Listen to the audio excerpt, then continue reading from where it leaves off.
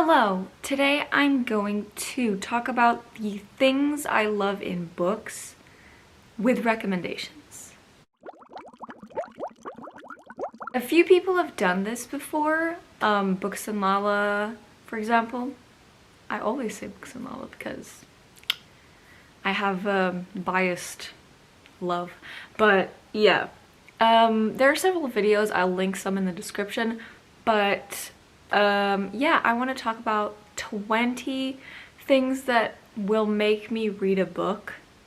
Even though sometimes I don't love the book that has these things in it, but if it has it, it makes me want to read it, if that makes any sense. It can be plot, characters, stuff like that. We're gonna get into that right now. So, the first and most obvious, which I talk about like 90% of the time, is hate to love relationships. I live for that. I love it. If it has that in the plot, I will read it. I'm gonna get some books that have that in it. So some of my favorite examples of this, I have 4, even though there are a lot more. But The Wrath and the Dawn by Renee Ahdieh is amazing. Beach Read, which is one of my favorite books. When Dimple Met Rishi, amazing. And also The Hating Game, which is like one of my top 5 favorite books ever. Another similar thing that I like in books is a friends to lovers trope, which I actually don't know a book that I own that has that. Even though I'm pretty sure I do, I don't remember, which is a great moment. I guess this one counts technically, kind of, which is Josh and Hazel's Guide to Not Dating. I'm out of focus, but that's okay, by Christina Lauren. Basically, but you get the gist of it. Another thing that I really like in books that I have talked about before is retellings. Any retelling ever, even though I don't know the original story, I will read. My favorites are, of course, like Cinderella and Beauty and the Beast, even though there are a lot of them and I would like to see something new. I love retellings, so I'm gonna get examples. These 3 books from the same series are Retellings, Cinderella, Princess and the Frog, I think, and Beauty and the Beast. I love these books because they're cheesy and fun. Also, one of my favorite series of all time is Retellings, which is the Lunar Chronicles. They're all retellings of fairy tales and I love that. And an example of a book that I read because it is a retelling but didn't like is House of Salt and Sorrow by Erin A. Craig. I didn't like it, I've talked about it before, but I would not read this. Even though okay, that didn't make any sense. If I knew I wasn't gonna like it, I would still read it only because it is a retelling. Does that make any sense? I think so. Similarly to retellings, I like movie retellings. For example, a book that I read because it was a retelling or a reinvention of a movie into a book, not the other way around, is One of Us is Lying, which is a Breakfast Club inspired book, which, if you don't know, The Breakfast Club is one of my favorite movies when I was a teenager. Even though I did not understand the point of the movie, I knew the whole thing by heart. Also, Only Mostly Devastated is a Grease retelling, I guess, and Grease is also one of my favorite comfort movies, so I really like this. So yeah, that is another thing I really like. Next is video games. So if a book is about video games or virtual reality, I will read it. And some of my favorite books are that. So for example, Slay is about a video game virtual reality. Really loved this and read it because of it being about video games.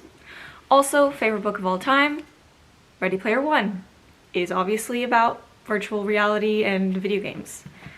And finally, Warcross, also again the same thing, loved it.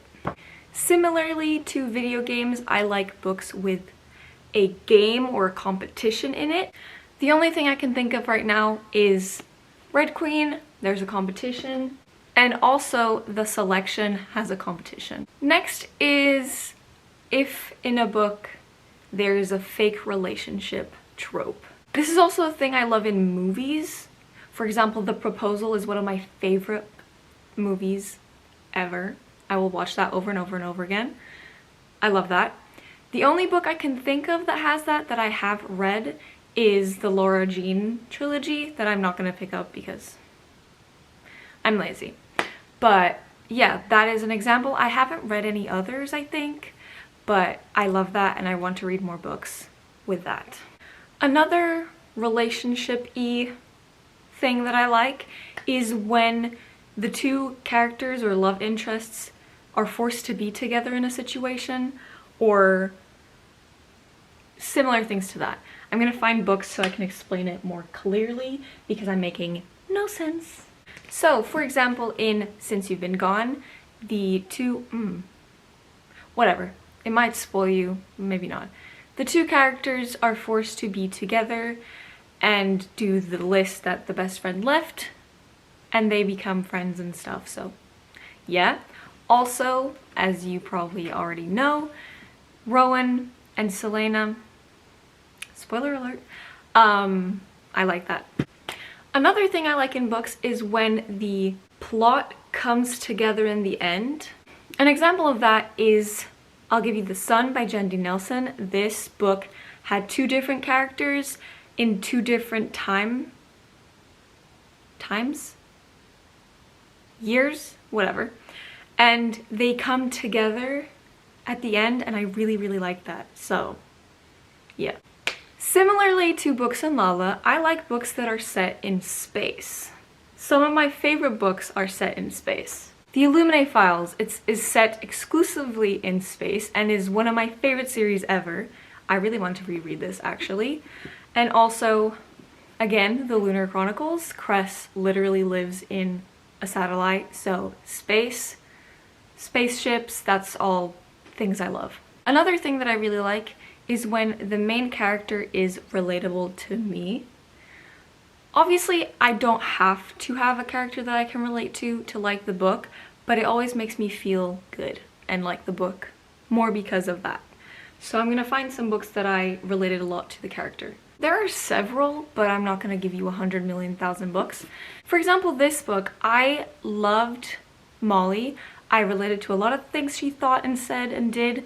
I loved her. Also, Georgia from Loveless, her view on clubbing is basically the same as me. I really liked her feelings about that. I loved it.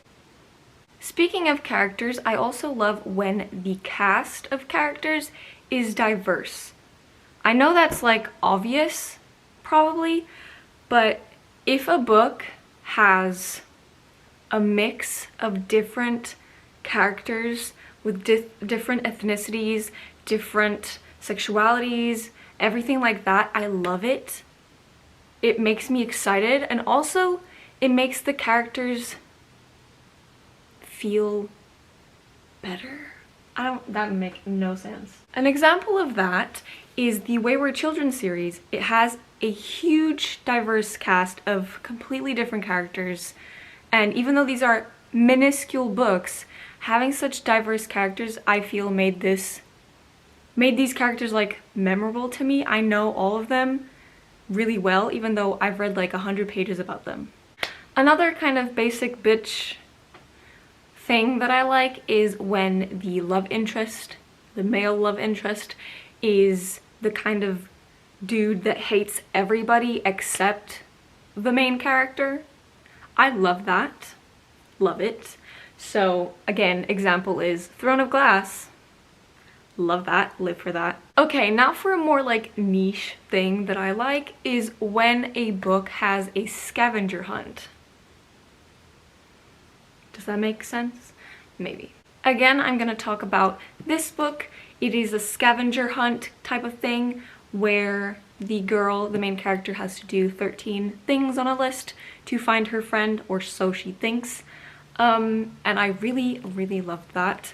Also, I think The Last Time I Lied by Riley Sager is that, so I'm excited to read that. Another thing that is the opposite of a thing that I really, really hate in books which is I want the book to have plot twists or not be predictable. So like, if I can predict the plot or the plot twist, I'm not gonna like the book. An example of a book I did not like because of this is, full disclosure, because I figured out the whole book basically, because it was predictable.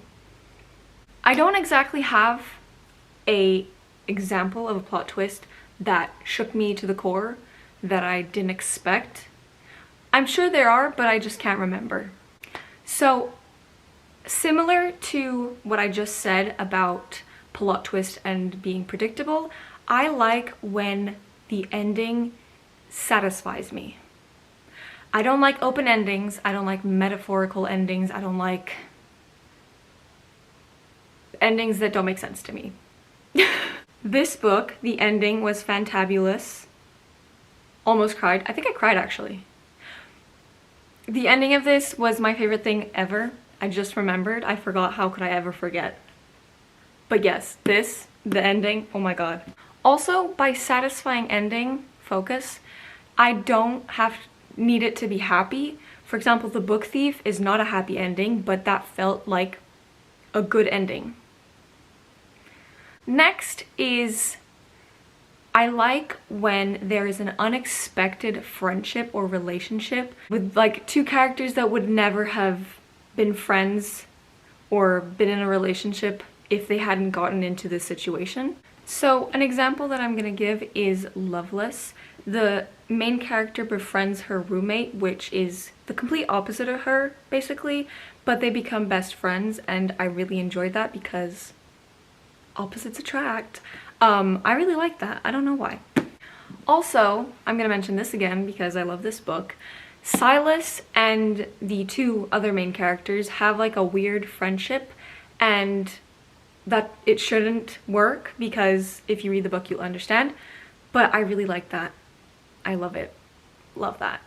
The next one again is what I think everybody else in the community likes, which is slow burn romances, or romances that evolve slowly through time.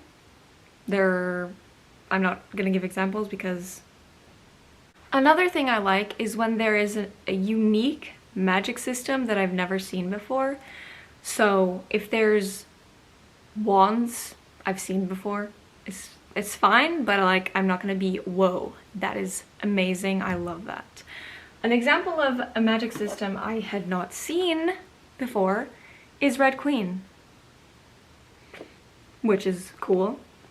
Now the last few things are not about what is in the contents of the book, but the exterior, because I thought that was fun.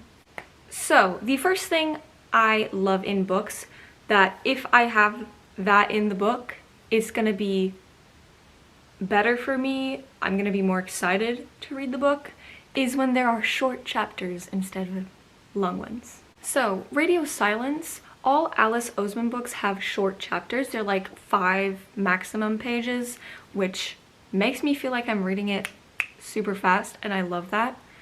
And it actually motivates me to read more. Like if I end up, imagine I want to read 100 pages, but then I see that the next chapter is 2 pages, I'm gonna read more, which I like. Another thing that will make me buy the book in the first place, even though I don't know anything about it, and will make me want to read it more and be more excited about reading it, is floppy paperbacks. That should be all paperbacks. So these are 2 books from the exact same series, and I just want to show you the difference between the type of paperback that they are.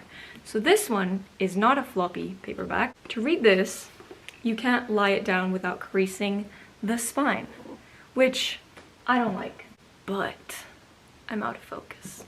This is a floppy paperback because you can set it down and read it like this. Tell me this doesn't give you basically an orgasm. I'm weird, but maybe that's just being a book nerd. And the last thing that I'm going to talk about today is if a book has an unconventional format. What does that mean? Well, the best example I can give you is the Illuminae Files. They're weird black pages with one word in it. Yeah, I was amazed by this. This was the weirdest, coolest thing I've ever seen in my life. I think I only know of one other book that has like a weird format that isn't poetry, like The Poet X and Black Flamingo, for example. I think it's called The Familiar, but I literally put it on my TBR because it has a weird format. But I don't know if I want to read it anymore because I read the synopsis. But those are all the things I love in books. If you also love these things and have recommendations for me, please leave them in the description. I would love to get new recommendations for the things I love. But that is everything for today, and I'll see you in my next word video. Bye!